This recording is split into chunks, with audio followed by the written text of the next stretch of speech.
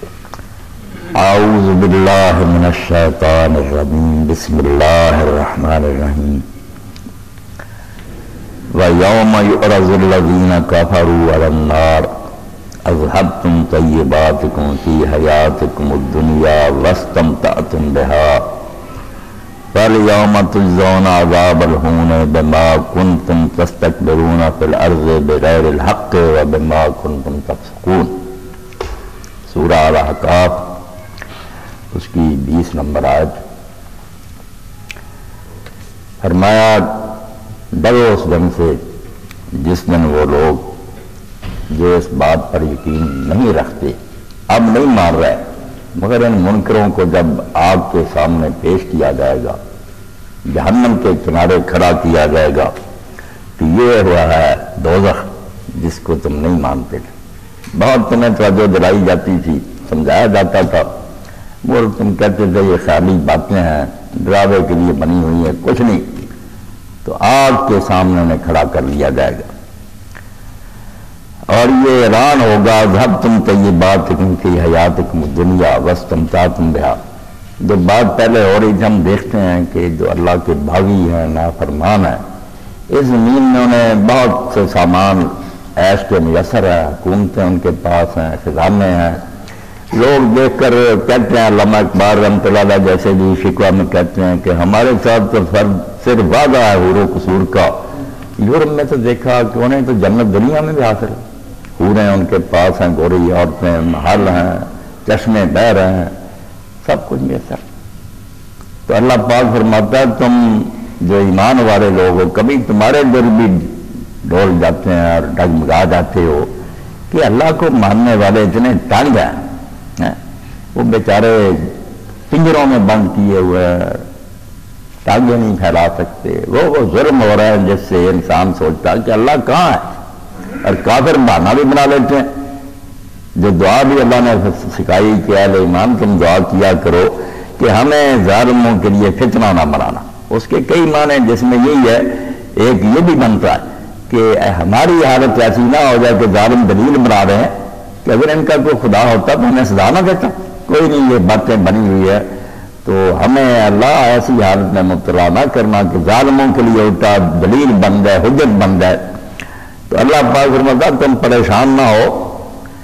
یہ ظالم جب جہنم کے کنارے پر کھڑے ہوں گے اور اس میں انہیں پھینکا جائے گا نا، تو میں پھر کہوں گا اذهبتم طیباتکم فی حیاتکم الدنیا،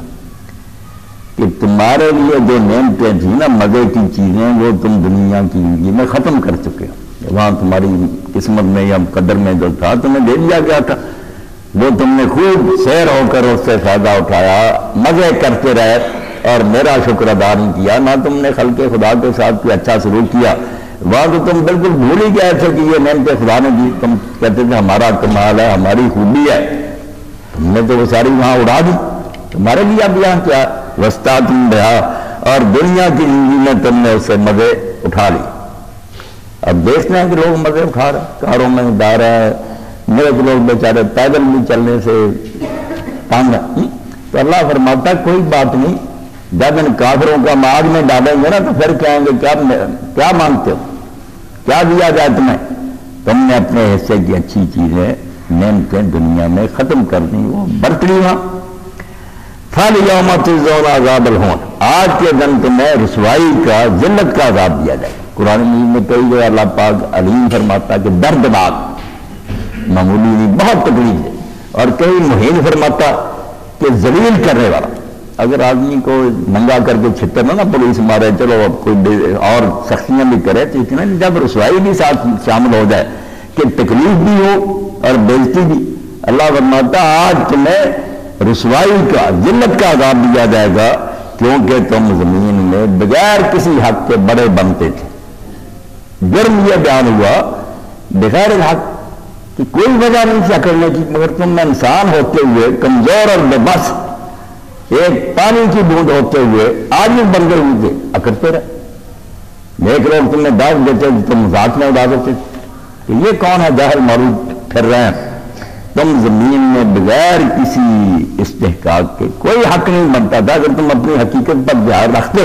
تو جھکتے، اللہ کے سامنے عاجز ہو کے رہتے، مگر تم نہاتے یا کرتے رہے۔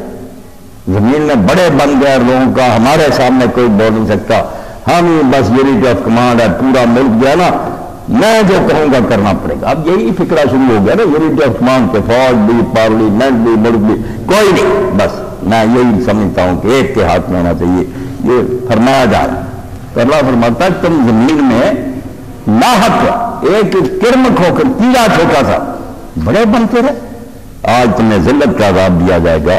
وَبِمَا كُنْتُمْ تَفْسُقُونَ، اور اس بڑے بننے کا نتیجہ یہ نکلا کہ تم حدود سے باہر نکل گئے۔ اگر بندے بن کے رہتے تو خود بھی نیک رہتے لوگ، مگر تم نافرمان فاسق بدکار اس لیے بن گئے کہ تم اب پھر اوپر کسی طاقت کو مانتے نہیں، خدا کے منکر ہو گئے۔ زبان سے اگر کہتے بھی تھے خدا ہے تو عملاً یہی تھا کہ کوئی نہیں، میں ہی سب سے بڑا۔ تو قرآن مجید کو جو شخص پڑھے گا اور حدیث رسول کو، آپ دیکھیں گے استکبار، تکبر قرآن مجید میں بہت آیا، اور بڑا جرم اللہ نے اس کو قرار دیا، بڑا بننا۔ بلکہ پہلا جرم جو اس کائنات میں ہوا ابلیس کا، اس کا اللہ کیا کہتا؟ ابا واستکبر، انکار کر دیا حکم ماننے سے، اور بڑا بن گیا، اللہ کے مقابلے میں بڑا بن، اللہ کے حکم کو بھی چیلنج کر دیا اور کہا نہیں یہ کیا حکم ہوا کہ میں آگ سے بناؤں، یہ تم کہہ رہے ہو کہ مٹی کو سجدہ کرو، اللہ کے منہ آ گیا، بڑا بنا، استکبار۔ یہی فرمایا کہ جرم جب شروع ہوا استکبار سے شروع ہوا، اور اللہ نے قرآن میں جگہ جا کر انہ لا یحب المستکبرین، اللہ جو ہے نا وہ بڑے بننے والوں کو پسند نہیں کرتا۔ اسرائیل صاحب رحمۃ اللہ نے بڑی اچھی بات کی کہ جب ہم پڑھتے ہیں نا قرآن میں کہ اللہ پسند نہیں کرتا تو ہم معمولی سمجھتے ہیں، وہ در پردہ یہ بات ہوتی ہے کہ اللہ ایسے لوگوں سے ناراض ہے، ان کا اپنا دشمن سمجھتا ہے، اور جس سے اللہ ناراض ہو جائے دنیا آسمان میں کہیں سے پناہ ملے، کہاں چھپے گا وہ؟ قیامت میں اللہ کہے گا کہ آج اگر تم جن اور انسان بھاگ سکتے ہو نا میری سلطنت سے باہر کوئی آزاد علاقہ ہے تو بھاگ کر دیکھو، لا تنفذون الا بسم، کہاں بھاگو گے؟ کوئی زور ہے تمہارے پاس بھاگنے کا؟ نہیں جان چھوٹے گی، اب میری گرفت سے کیسے نکلو گے؟ تو فرمایا میں ایسوں کو اچھا نہیں سمجھتا، یہ بہت سخت ناراضی کلمہ ہے کہ میری نظر میں تم بڑے بننے والے، میں سخت ناراض ہوں تم سے، میری نظر میں تم مردود لوگ۔ اور اسی لیے جگہ جا قرآن نے کہا الیس فی جہنم مثوی للمتکبرین، کہ یہ متکبر بننے والوں کا ٹھکانہ جہنم نہیں ہونا چاہیے، اور کہاں جاؤں ان کو میں بندے ہو کر میرے پیدا کیے ہو کر اکڑتے رہے، اگر ان کو میں اس آگ میں نہ پھینکوں تو اور کہاں ان کو جگہ دوں؟ یعنی دینوں کمینوں اور خبیثوں کا ٹھکانہ جہنم۔ تو اتنا ناراض ہے اللہ پاک تکبر سے، اور اللہ کے رسول اللہ علیہ وسلم کے ارشادات بھی بہت واضح ہیں، یہ رائی برابر جس کے اندر تکبر ہے اللہ تعالیٰ اس کو جنت میں لگا دیں گے۔